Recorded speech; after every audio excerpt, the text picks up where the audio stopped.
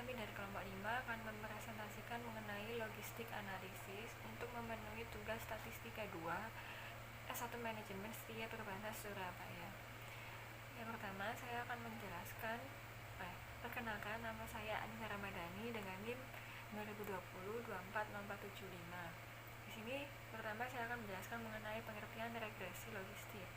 Regresi logistik merupakan salah satu jenis regresi yang menghubungkan antara satu atau beberapa variabel independen dengan variabel dependen yang berupa kategori biasanya 0 dan 1. Jenis variabel independen berupa kategori inilah yang membedakan regresi logistik dengan regresi berganda atau regresi linear lainnya. Lalu selanjutnya, tujuan menggunakan logistik analisis. Secara umum ada 3, yaitu yang pertama menghitung peluang. Persamaan yang diperoleh dari proses regresi logistik dapat digunakan untuk menghitung peluang responden di luar responden yang termasuk dalam penelitian. Selanjutnya, yang kedua, melihat karakteristik. Tujuan dari melihat karakteristik ini biasanya membahas nilai odds ratio di masing-masing variabel independen. Selanjutnya, tujuan yang ketiga, faktor yang mempengaruhi. Tujuan untuk mengetahui faktor yang mempengaruhi ini adalah diharapkan faktor yang signifikan mempengaruhi tersebut merupakan faktor yang dipengaruhi oleh peneliti atau pengambil kebijakan sehingga bisa menggiring responden lainnya untuk berbuat yang sama terhadap responden yang bernilai 1 sebelumnya. Slide berikutnya, kasus. Di sini kami mengambil kasus dari skripsi, yaitu seorang peneliti melakukan penelitian tentang faktor yang mempengaruhi hasil diagnosa penyakit kanker payudara jinak di New Haven, New York, Amerika Serikat. Data ini terdiri dari subset dari penelitian besar di mana data asli besar berasal dari rumah sakit berdasarkan studi kasus kontrol yang dirancang untuk memeriksa epidemiologi fibrokistik penyakit payudara. Kasus merupakan wanita dengan diagnosis biopsi dikonfirmasi fibrokistik penyakit payudara diidentifikasi melalui 2 rumah sakit di New Haven, Connecticut. Kontrol dipilih dari antara pasien dirawat di bedah umum, ortopedi, atau otolaryngologi layanan di rumah sakit yang sama. Lalu di slide sampingnya ada tabel analisis data.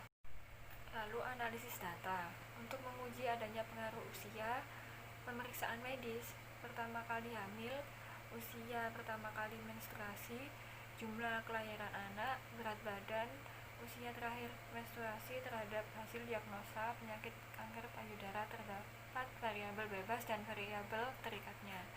Jadi variabel bebasnya yaitu disimbolkan dengan J sama dengan diagnosa akhir.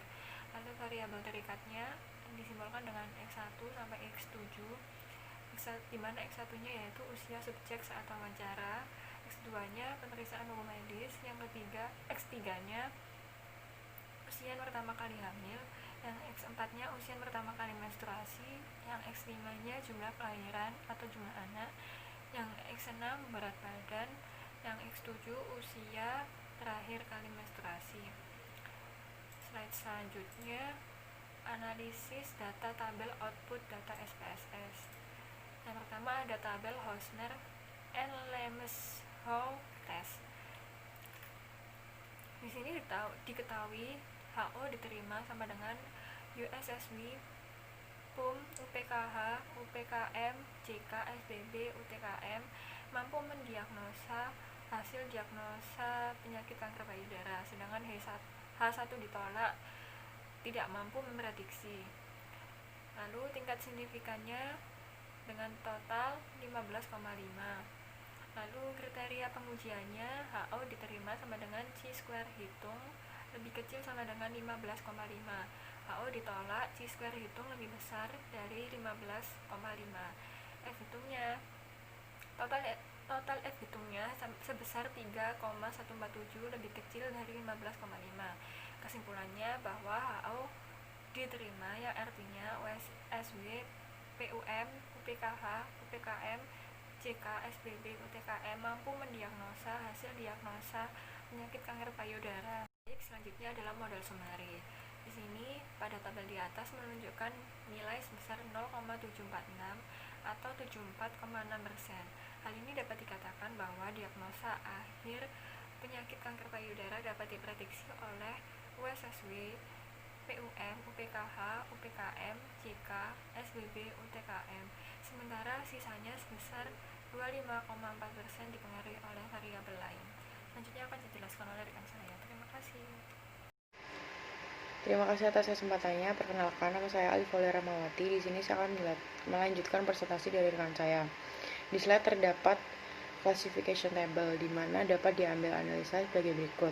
Dari 24 observasi dengan kode 00 kelompok kontrol, 95,8% dapat diprediksi dengan benar. Kemudian dari 6 observasi dengan kode 1 kelompok kasus, ada 83,3% dapat diprediksi dengan benar. Total daya prediksi model sebesar 93,3%, yang artinya tingkat akurasi model dalam memprediksi sangat tinggi, di mana terdapat acuan bahwa 0-25% sangat rendah, 25-50 rendah, 50-75 tinggi, dan 75-100 sangat tinggi model akurasi yang dihasilkan. Kemudian slide selanjutnya ada data mengenai variable in the equation,